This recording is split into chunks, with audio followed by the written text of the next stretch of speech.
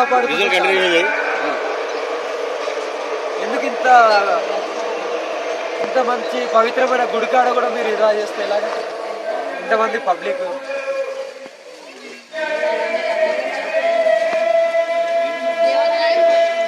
అందరూ బాగుండాలి, ప్రజలందరూ బాగుండాలి. శివయ్య కాళీమాత ఆశీస్సులు ఎప్పుడు ఉంటాయి. మంచిగా అందరికీ చదువుకునే వాళ్ళకి ఉద్యోగం వచ్చి అందరూ ఆరోగ్యంగా అష్టైశ్వర్యాలతో సుఖంగా సంతోషంగా ఉండాలి. ఓకేనా?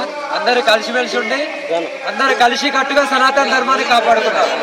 హర హర్ మహాదేవ్, హర హర్ మహాదేవ్, హర హర్ మహాదేవ్, హర హర్ మహాదేవ్.